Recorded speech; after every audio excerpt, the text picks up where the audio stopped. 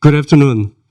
Thank you very much, Professor Shang-Yup Lee, to be the moderator for this session. And he will actually lead today's presentation done by Dr. Yang and also discussions afterward.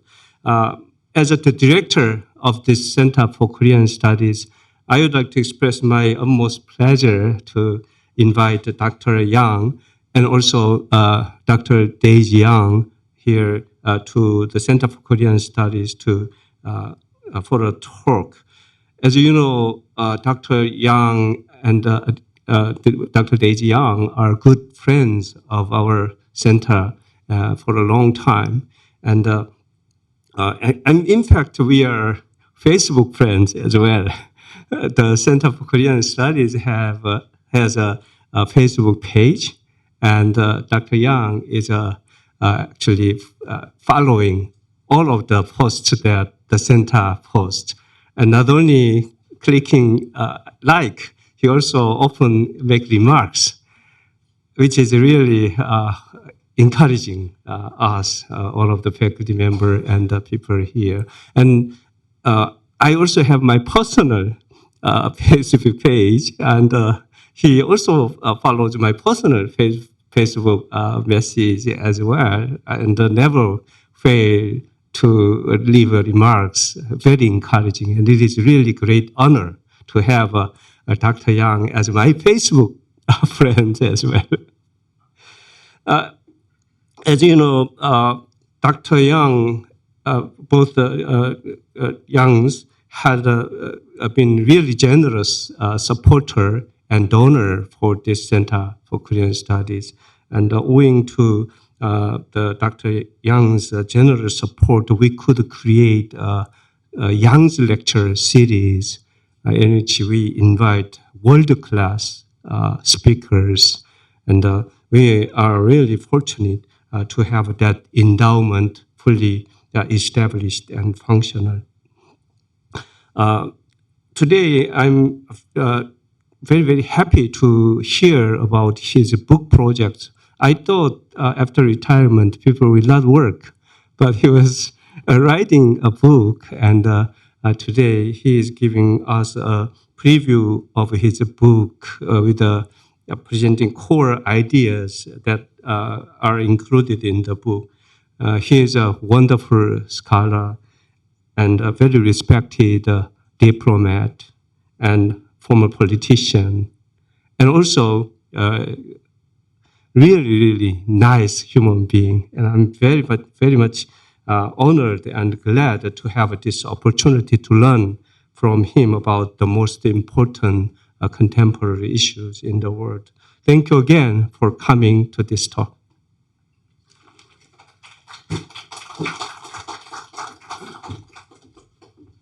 Okay, next my job is to introduce Dr. Yang, but you already have his flyer. I mean, you can just search his name, Sung-Chul Yang, and in Wikipedia you can read it, and probably at least for 7 minutes.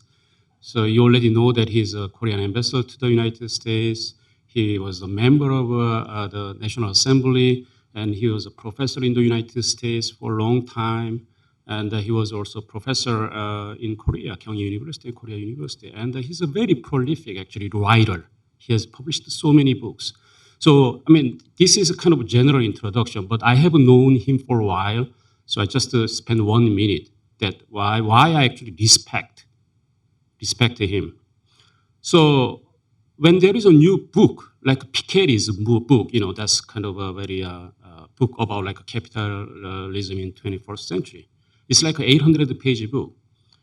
And several weeks later, after the book was published, he sent me a 40-page of his comment on the book, which I should do because that's what economists do. That's the economics book. But that's not his actually field, but he actually wrote that and sent me this comment. And you know, his book about Max Weber and North Korea, everything actually shows his talent. But that's not the exact reason why I respect him. My observation is, I mean, correct me if I'm wrong. He's like in Chinese character, it's called Wei Yu Ne Gang. That means, you know, he has this velvet glove, but inside the velvet glove, he has a strong steel hand. So that's what I don't have. I'm soft inside and outside. So, I mean, it's very nice and pleasure to meet that kind of person and learn from them. I don't know how he can actually do it. So his talk today probably will be something similar. And also, last but definitely not least, I love his sense of humor. I appreciate his sense of humor. And also, I like to thank Dr. Daisy Yang, Dr. Yang's wife. I mean, it's actually match in heaven. They met here in Hawaii in 1965, and there's a very long story about that, which I heard a couple of times. So without any further ado, please welcome Dr. Sung-Chul Yang.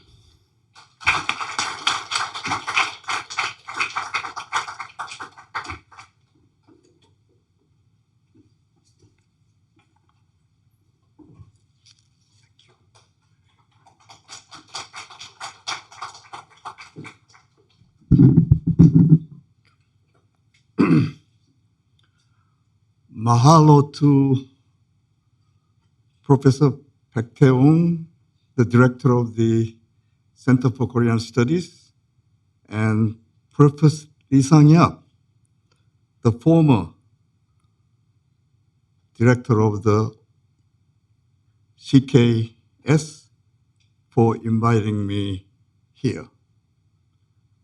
Aloha, students, friends, and ladies and gentlemen. I am greatly honored to speak to you today at the UH Manoa campus. I was an Eastway Center grantee from 1965 to 67.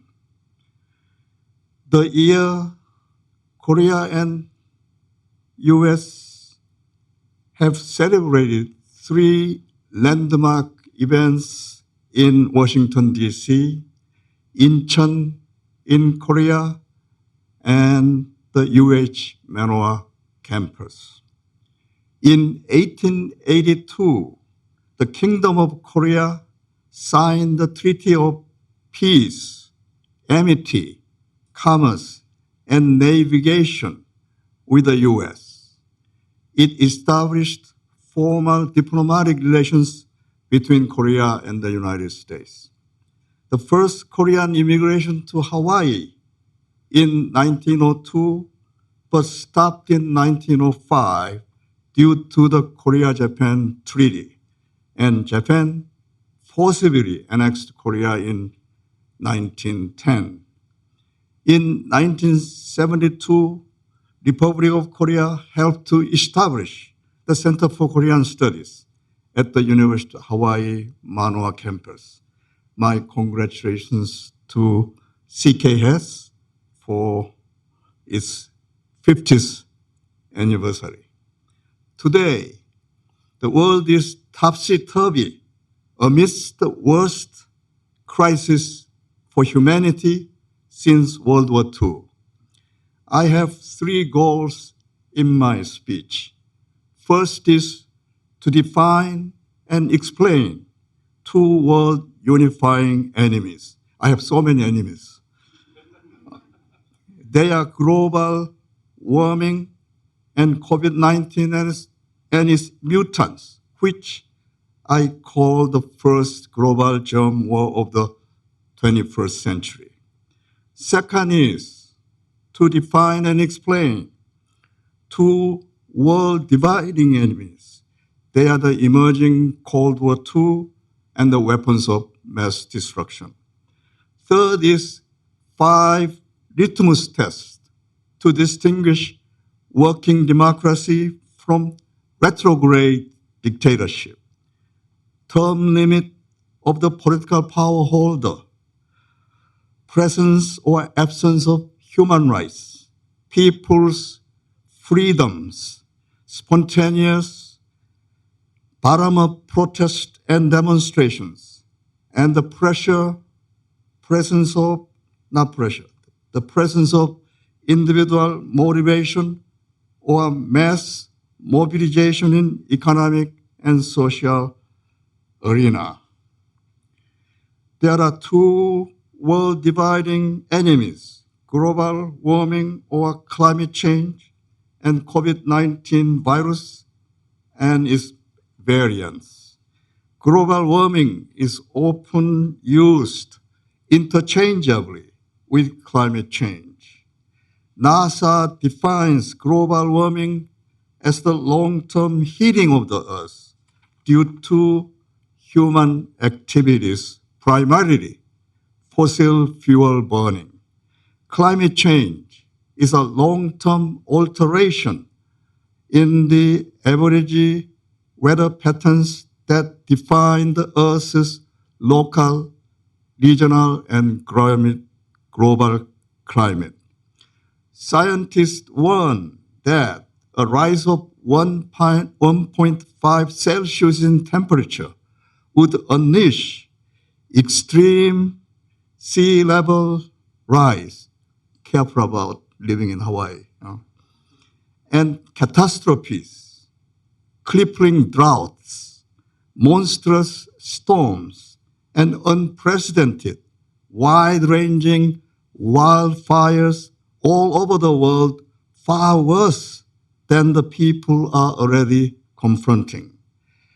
Everyone must unify to fight against such disasters resulting from changes in our climate. To address the global warming, the Biden administration enacted the Inflation Reduction Act in October 2022 to reduce emissions, tackle methane and other super pollutants, promote carbon dioxide removals, adapt to the most severe impacts of climate change, and end deforestation over the next decade. In cooperation with a G7 initiative, United States will provide over $11 billion in annual climate funding for the investment strategies of development finance institutions. G7 initiative will also mobilize $600 billion in loans and grants for sustainable quality infrastructure projects in developing and emerging economies through the Partnership for Global Infrastructure and Investment.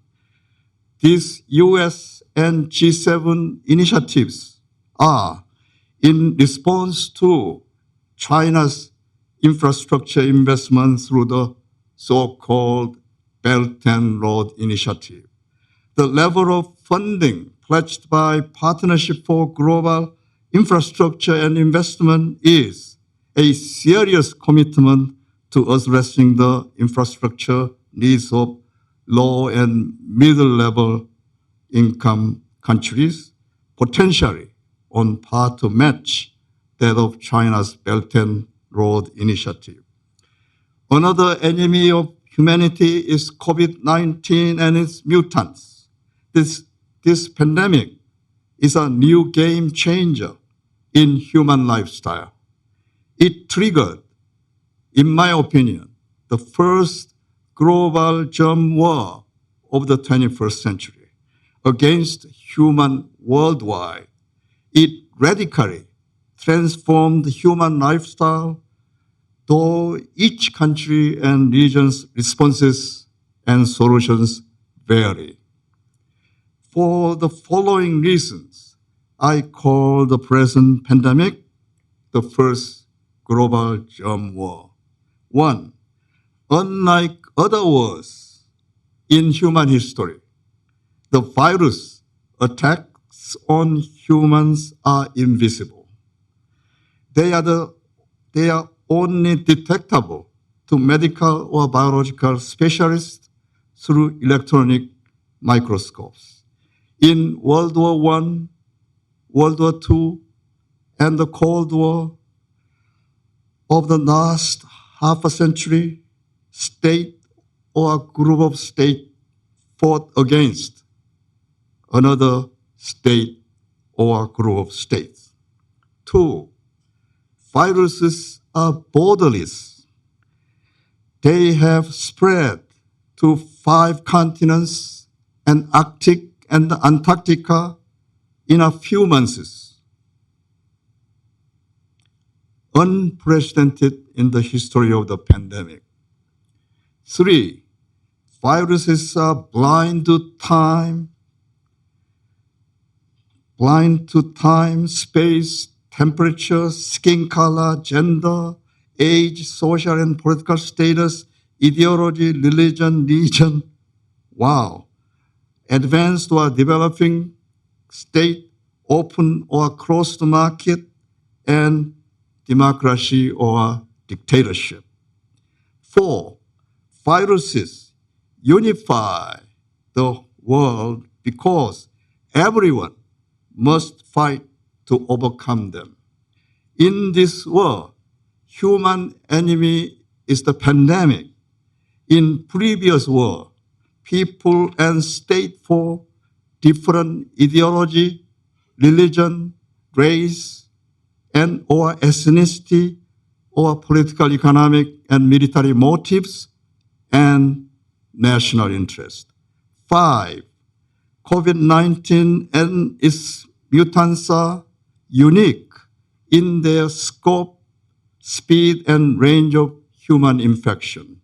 This pandemic began on December 31st, 2019 in Wuhan, China, and spread to 215 countries on all the continents within a few months.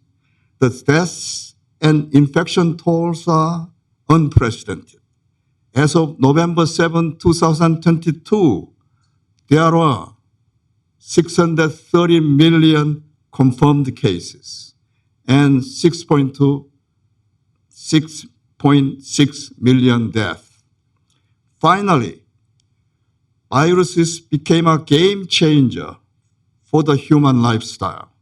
Even before its outbreak, humans have been adjusting to the constantly unfolding fourth industrial revolution and fifth and sixth generation of intercellular wireless connectivity technology.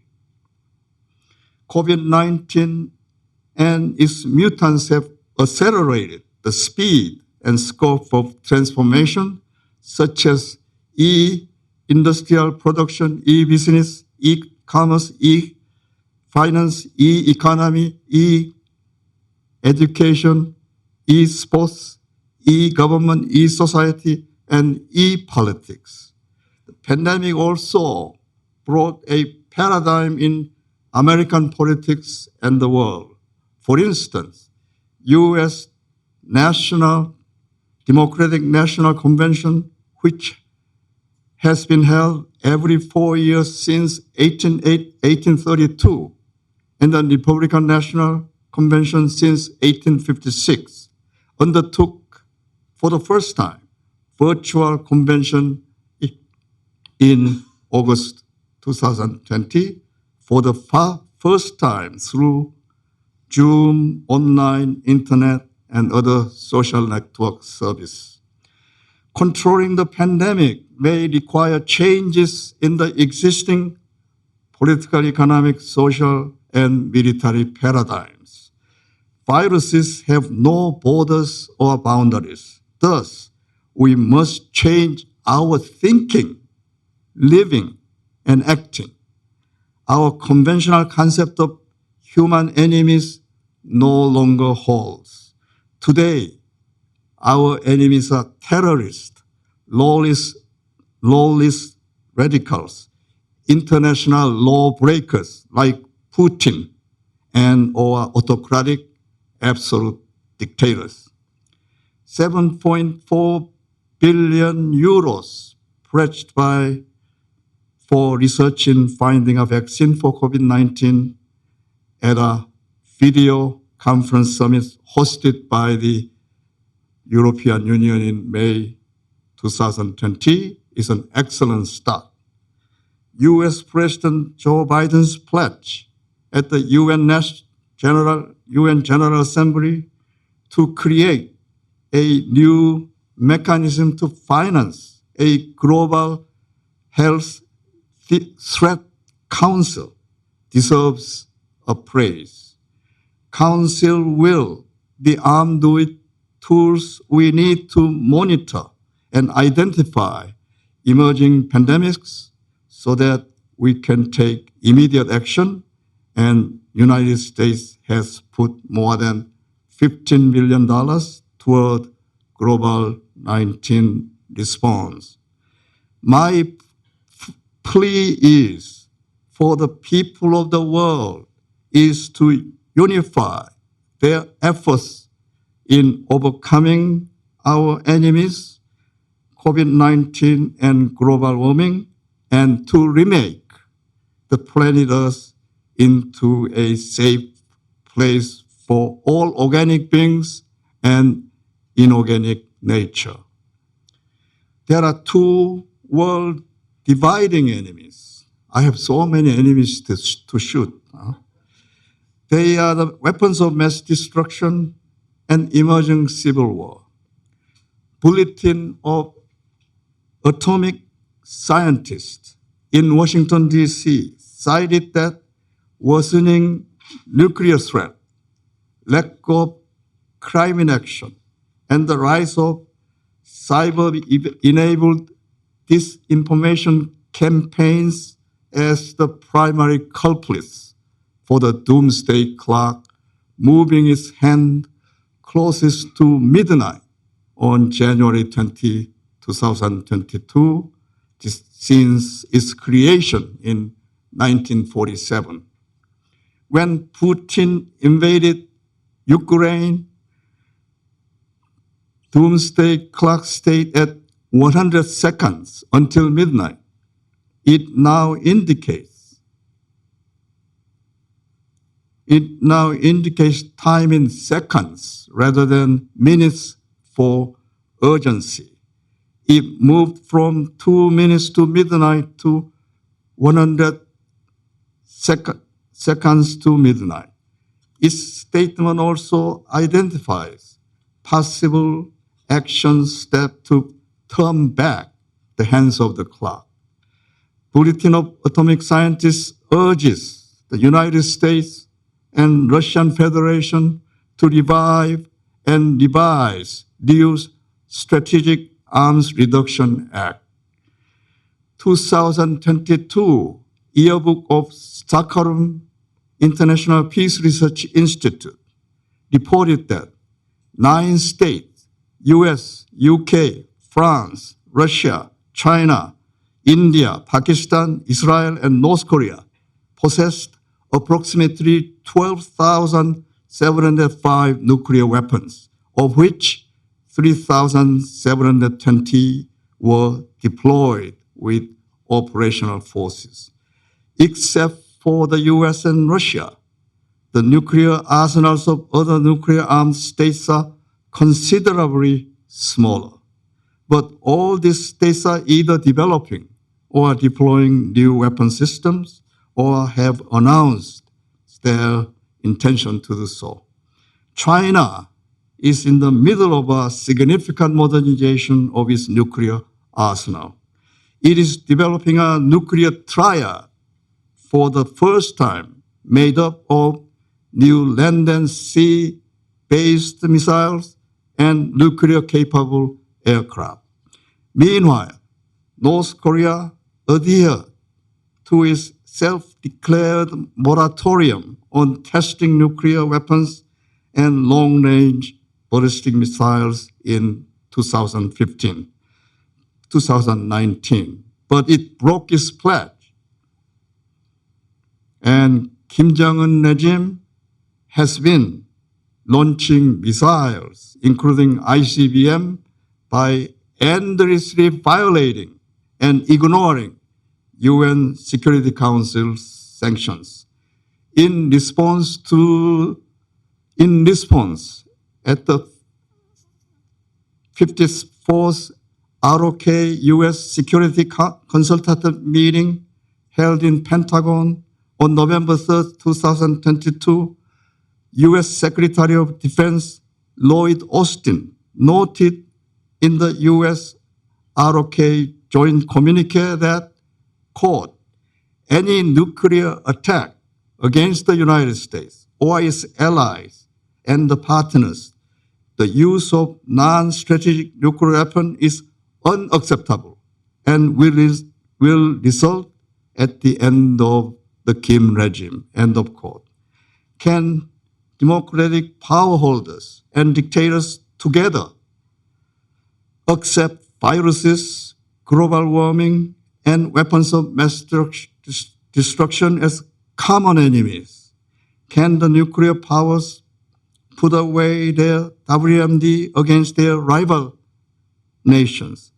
Can the US president and four other political power holders of the UN Security Council permanent member states utilize global warming and COVID-19 as two critical windows of opportunity for ratifying the comprehensive nuclear test ban treaty?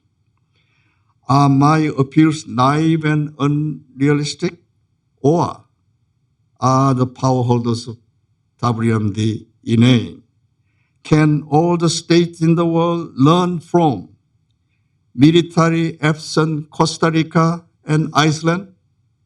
Can China, Russia, Pakistan, and North Korea put down their WMD along with US, UK, France, India, and Israel? UN Security Council's permanent five are all nuclear powers. Still, United States, UK, and France, fundamentally different from Putin's Russia and Xi Jinping's China insofar as protecting and expanding human universal values are concerned. Russia, China, and North Korea are still autocratic, one-party, totalitarian dictatorship. Pandemic is a dire warning and a wake-up call to all humans and states, particularly those possessing WMD. Doomsday clock shows that 100 seconds remain before the tipping point. 21st century humans are at the cross of multiple existential threats: global warming, global germ war, weapons of mass destruction, cyber and space warfare. Worst of all, Putin's invasion of Ukraine is fanning the emerging Sino-American Cold War II. Four global hazards are happening amid the fourth industrial revolution, and despite the present and imminent danger posed by climate change and the viruses, Putin invaded Ukraine, sparking the Cold War II in the West. Xi Jinping's Belt and Road Initiative, China-centered stratagem of world divider, is abetting the emerging Cold War II.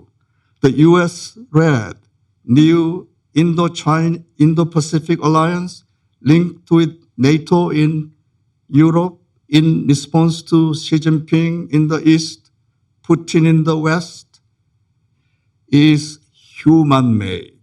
By contrast, borderless global warming and COVID-19 and its variants are directly or indirectly human-caused.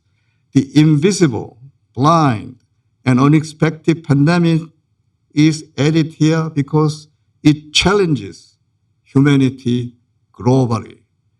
WMD and budding Cold War II competition and potential conflict of the US-led new alliance against China and Russia are the world dividers because each country's vital national interests clashes with each other.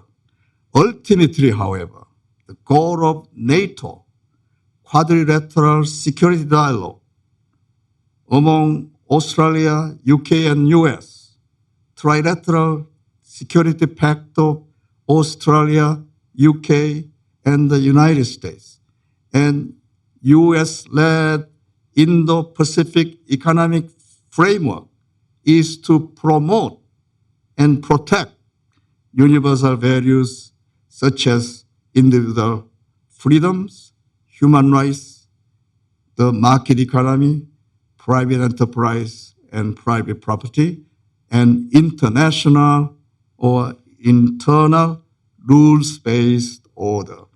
By contrast, the ultimate aim of China-related Belt and Road Initiative, Regional Comprehensive Economic Partnership, and Brazil, Russia, India, China, and South Africa Summit is not to enhance or realize universal values of humanity. I want to raise a simple question. Does a state or government exist for people or one person and his cronies in the name of people? To answer this question, I have 5 litmus tests to distinguish working democracy from retrograde dictatorship in a state's everyday political, economic, and social cultural arena. For the sake of time, let me illustrate 1 or 2 specific events or cases. First test is the term limit. United States has the longest running federal presidential democratic system in the world. Since it was launched in 1789, US has endured for 233 years. Working democracy in the US today is substantially different from the autocratic dictatorship of China, Russia, and North Korea. Political power holders of China, Russia, North Korea, Saudi Arabia, or Jordan, for example, have no term limit. If a power holder term limit is on paper and it's also in practice, country is democratic. But if the power holder's term is unlimited, unwritten, vague, or ignored, such a state is dictatorial. In the US, Donald Trump, the 45th president, left office after serving his first term, specified in the Constitution Amendment 22 in 1951. On the contrary, Xi Jinping in China removed the 2-term limits set by Deng Xiaoping in 1983. At the 20th National People's Congress of the Chinese Communist Party, 2,378 delegates unanimously passed all the party bills and amendments, including Xi Jinping's 3rd term extension in October 2022. Xi Jinping has become the second Mao by removing the 5-year 2-term limit and calling him the people's leader, a title only Mao Zedong had held. Worse, there is no women among 7 Chinese Communist Party Politburo, and only 11 women became members of its 2005 CCP Central Committee. Dictators and their cronies rule by constantly manipulating or manufacturing fear and hatred against certain people, classes, or enemy states. In the history of political power holders, George Washington and Charles de Gaulle were rare exceptions. Incidentally, George Washington and de Gaulle were battle-tested military generals before they got into politics and became president. George Washington, America's first president, set a precedent by serving 2 4-year terms, although U.S. Constitution had no written term limit. In 1969, French President Charles de Gaulle resigned after governing for 10 years. Where democracy is absent, defective, or immature, political power holders often prolongs his power, bending the rules, laws, or constitution. I have 2 critical questions. 1, what are the common factors of states that have encountered extra-legal political military power seizures? 2, when coup d'etat and other extra-legal acts occurred, did the United States and the former Soviet Union, the leading countries of the free world camp and the socialist camp during the Cold War era, have official strategic plans behind such occurrences in the third world? The answer to the first question is that such events and incidents have occurred mainly in the developing countries of Africa, Middle East, Central and Latin America, Asia, and former Central and Eastern Europe. To the second question above, my one answer is half reliable. In Professor Neil Ferguson's biography of Kissinger, he wrote that US CIA organized a military coup that overthrew the Jacobo Arbenz, the 25th president of Guatemala.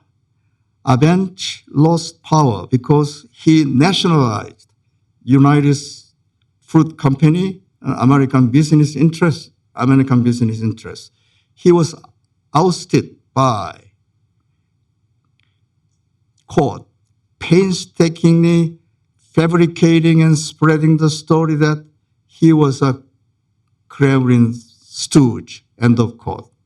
This operation was confirmed as legitimate by NSC 5412, approved by US President Eisenhower's National Security Council in March 1954. Ferguson also disclosed the British initiative of overthrowing Iran's Prime Minister Mohammad Mossadegh, aided by US CIA. For Mossadegh nationalized the British-controlled Anglo-Iranian oil company. Ferguson revealed further as follows, quote, even the best informed outsider could have only an inkling of the Cold War's lies and mysteries. Only when Henry Kissinger entered the inner circle of government, meaning when he was becoming national representative, the president of U.S. Nixon administration. He was privy to top secret documents, and he realized, I'm talking about Kissinger, his commentary on foreign policy in the 1950s had been many ways naive. He had significantly underestimated the guile of Eisenhower administration.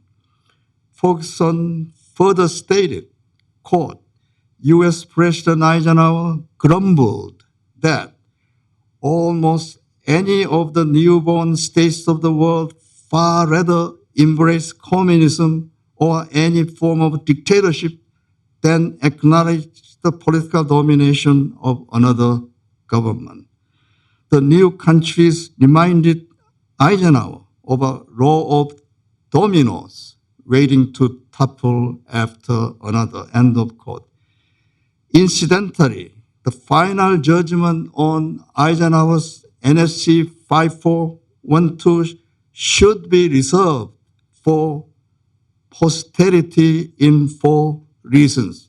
Personally, 1, we have learned the lessons from the US-Soviet Cold War strategic library. We have witnessed collapse of the Soviet Union's autocratic one-party totalitarian dictatorship and its satellite states. And now we are confronting the fundamentally similar US-China Cold War II, along with Putin's revanchist military misadventures in the former Soviet bloc, such as Ukraine. 2, Ferguson's revelations saw only half of the Cold War strategic picture in the Third World. I have no access to another half of the former Soviet Union's secret strategic plan for the same newborn states. Specifically, I have no access to Soviet and even Chinese secret documents equivalent to US NSC 5412. 3, the revanchist military gamble of Putin and Xi Jinping are unfolding. Their retrograde attempts to regain or expand the lost spheres of strategic influence during the Cold War era are being nakedly exposed again in the world, be it Ukraine in the West or Taiwan in the East, including North Korea's continuous bellicosity since the Korean War. The ultimate outcome of the Cold War II are too early to predict. In the long run, however, liberal democracy must prevail over autocratic, one-party, totalitarian dictatorship. While Putin is waging in Ukraine, Germany began the International Expert Conference on the recovery, reconstruction, and modernization of Ukraine in Berlin. German Chancellor Olaf Scholz co-hosted European Commission President Ursula von der Leyen as a part of his G7 presidency. Scholz remarked, Ukraine's reconstruction will be a challenge for generations that need to begin now rebuilding the war-torn country. Finally, the Cold War proved that if the states and their political power holders try to uphold the universal values of freedom, civil rights, and the rights of private property and open market system, they were on the right track to enhance the welfare of humanity. On the contrary, Xi Jinping's Belt and Road Initiative and Putin's revanchist military venture in Ukraine differ little from Mao's China or Stalin's Soviet Union during the Cold War. The Cold War had proved that majority of ordinary people, the proletariat, was destined to be on the road to serfdom because autocrats ignored their term limit and suppressed and disallowed their people's freedom, civil rights, private property, and free enterprise. Political power holders who defend and expand freedom and civil rights are bound to prevail over the dictators who have controlled their people with fear, hate, surveillance, the gulag, and merciless killing of innocent children and citizens. Will the unfolding Cold War II be different from the Cold War?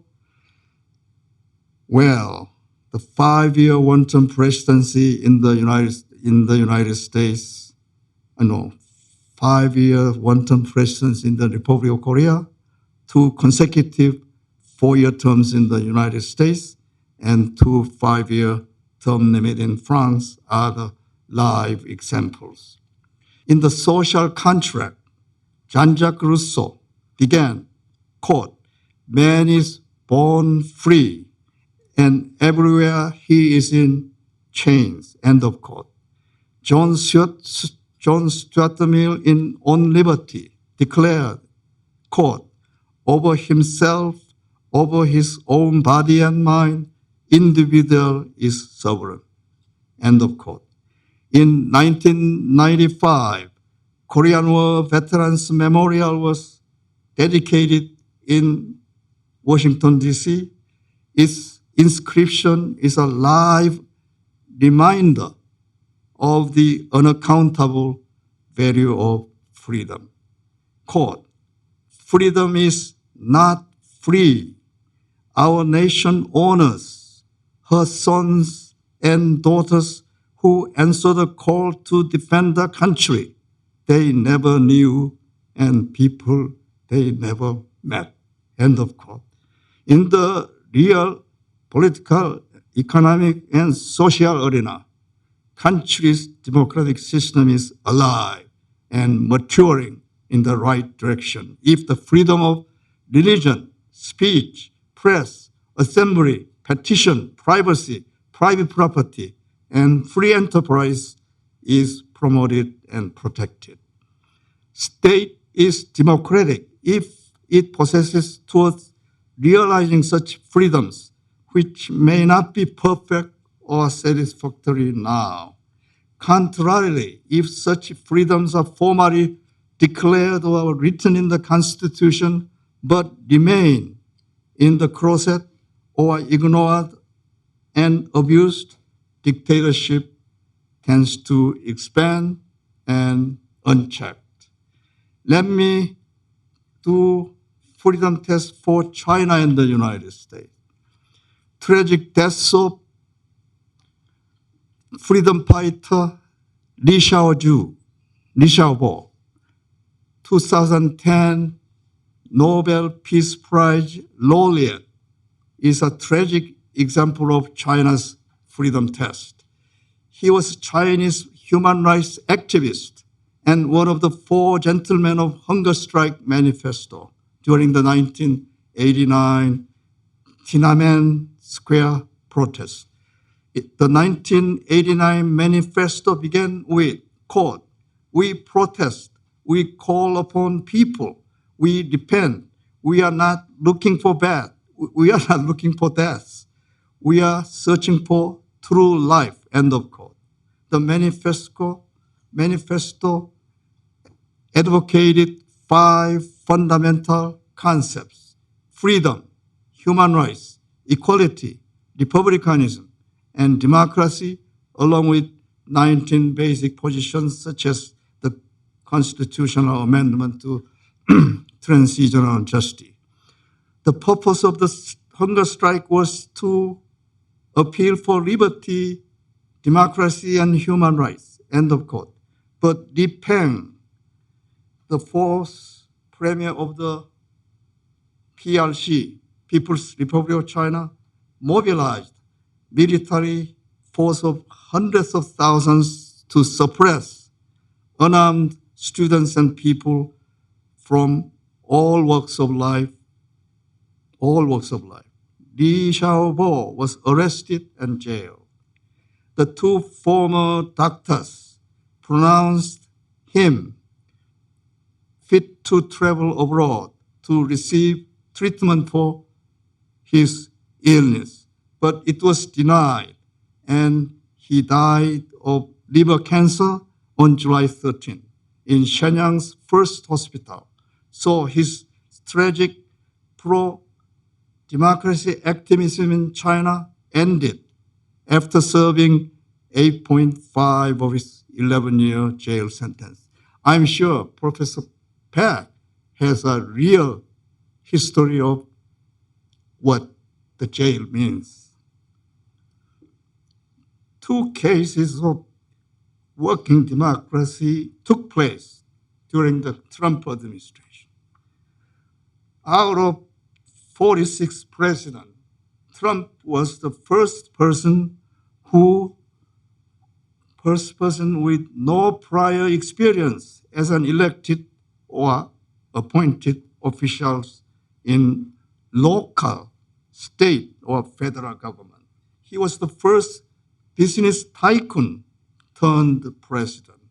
Above all, he was the first president to openly check and respond to China and incipient Cold War II. Also, his remarks led the newspapers such as the Washington Post to create the fact-checker database.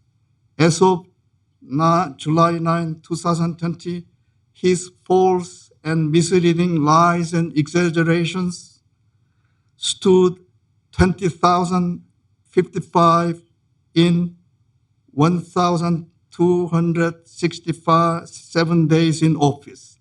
His two most repeated claims were 360 times, quote, U.S. economy today is the best in history, end of quote, which was not true.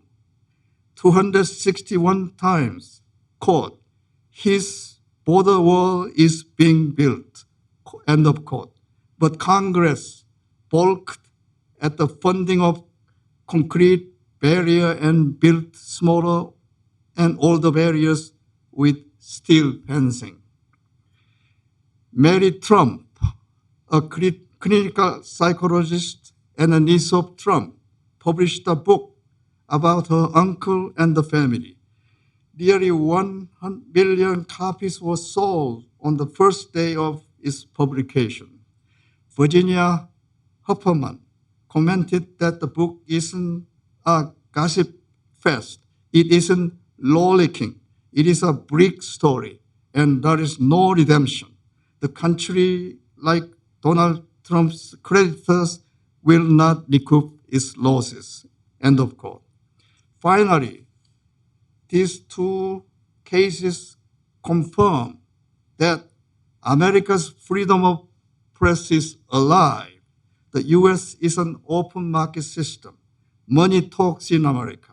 So selling books and making money by Washington Post fact-checker teams and Mary Trump's critical analysis of her uncle have one undeniable common motivation, the greenback.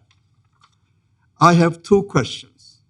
Does China, Russia, or North Korea have a newspaper like the Washington Post? Do these three countries have a writer like Trump's niece or her publisher? The answer to my question are negative. In China, Russia, or North Korea, people must follow an autocratic one-party dictatorship. But there was no Trump's America during his presidency, as there is no Biden's America now. American people elected them, and when their term ends, they become ordinary U.S. citizens. Too long? A working democracy cannot be realized overnight. In this regard, Max Weber's penetrating foresight on political evolution is enlightening. He said, "He who wants to establish absolute justice on earth by force requires a human machine. Under the condition of the modern class struggle, internal premiums consist of satisfying human machines by arousing hatred and craving revenge. The human machine's external rewards are adventure, victory, booty, and spoils. The leader and his success are entirely depending upon the function of the human machine. Revolutionary fervor fade away very quickly, but the realizing the political, economic, social slogans such as freedom and equality require long, slow, and often bloody process. In the US, few landmark declarations, elections, and appointments reduce and remove the discrimination of race, sex, and age in the development of US democracy. The second paragraph of the US Declaration of Independence on July 4th, 1776 stated, quote, all men are created equal, that they are endowed by their Creator with certain inalienable rights, that among these are life, liberty, and the pursuit of happiness. It took 87 years after the Declaration of Independence, 16th President Abraham Lincoln issued Emancipation Proclamation in January 1863. How about the first African American elected officials in the US? Senator Edward Brooks in 67, senator. Woman House of Representative Shirley Chisholm in 1969. Governor of Virginia Lawrence Douglas Wilder in 1990. And as you all know, the 44th US President, Barack Obama, born in Hawaii in 2009, 120 years after the Declaration of American Independence. State economic system also differentiates working democracy from retrograde dictatorship. I have an expert, Professor Lee, so it's very hard to mention this, but let me skip it then. Bottom up protest versus top-down research, and top-down, bottom-up protest versus top-down march. Let me just mention about George Floyd. The world witnessed the death of George Floyd in May 2020. It triggered nationwide protests in the US and foreign cities. Floyd, a black person, died when a white police officer, Derek Chauvin, pressed his knee to Floyd's neck for 8 minutes and 46 seconds. 3 other police officers ignored Floyd's desperate cry, quote, I can't breathe, end of quote. Instant by watching Floyd on May in Minneapolis. This instant became an instant worldwide news on SNS. It sparked a series of protests and demonstrations with a motto, quote, Black Lives Matter, unquote, in July 2020. In July 2022, Derek Chauvin received a 21-year sentence for violating civil rights. A violent insurrection erupted in Washington, D.C. on January 6, 2021.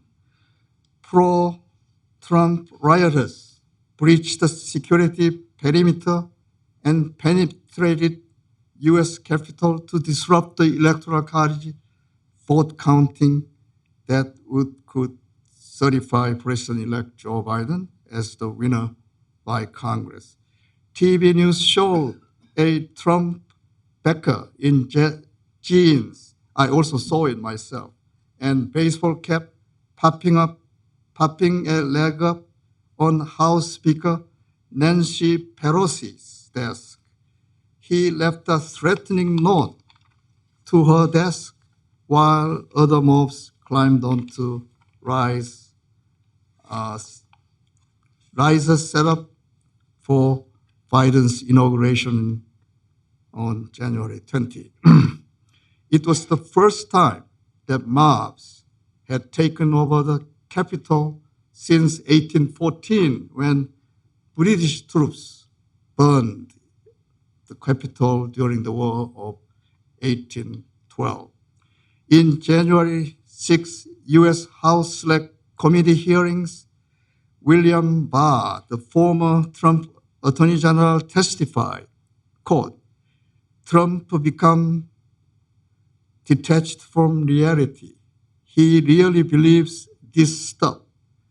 Called the voter fraud claims, he called the voter fraud claims bulls, bogus, and idiotic, and he resigned afterward. And he said, I didn't want to be a part of it.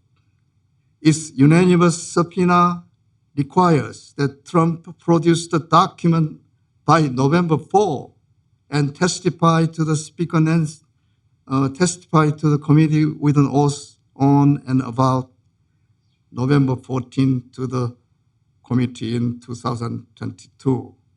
House Speaker Nancy remarked, quote, no one is above the law. I don't have a man enough.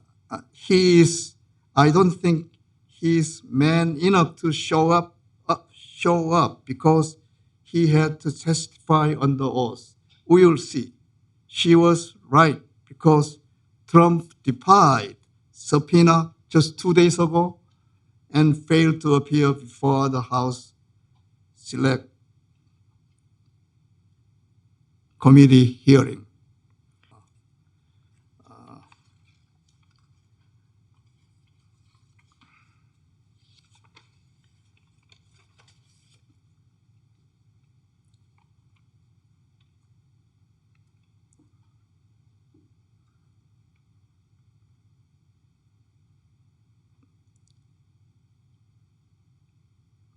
Some 72 years after the Korean War and 31 years after the demise of the Soviet Union and its bloc states, Putin's Russia invaded Ukraine on February 24, 2022. His invasion has become the first hot war, in my opinion, of the emerging Cold War II in the West between the strategic competition of democracy and autocratic one-party dictatorship in the 21st century. If the war had erupted between the free world and the Soviet camp during the Cold War in the latter half of the 21st century, mutual assured destruction could have annihilated the whole world. Unlike in the Cold War era, now the whole world can watch the war in Ukraine through social and mass media 24/7. UN General Assembly resolution demanded in May 2022 that Putin immediately withdraw its forces from the soil of its sovereign neighbor. Only 5 states, Russia, Syria, North Korea, Belarus, and Eritrea, voted against it. 35 states abstained, including China, India, Iran, Iraq, Pakistan, and South Africa. In November 2022, 94 countries out of 193 member states of the UN General Assembly voted in favor of resolution, 14 against, while 73 abstained. While Putin's war in Ukraine continues, Russia, China, and the rest of the world must first tackle mutually assured economic destruction. US, EU, the member states of the OECD have implemented economic, financial, commercial, trade, and cyber sanctions against Russia. Putin triggered mutual assured economic destruction first by invading Ukraine and using the energy as the instrument of his war. Thus, he cannot escape the ultimate responsibility for all the deaths, casualties, destructions in ordinary lives of the people around the world. Finally, it's a real finally. Which camp will win this hybrid war? The enlightened humans amid the 5th and 5th generation of intercellular connectivity technology and 4th industrial revolution in free world know the answer. Ultimately, the countries of working democracy and their power holders who pass the 5 litmus tests will and should be the winners. States of one-party dictatorship with autocratic leaders stuck to bygone Lebanquist dreams are bound to fail, or they will be terminated by their own people sooner or later in this distal age. Thank you very much. Sorry.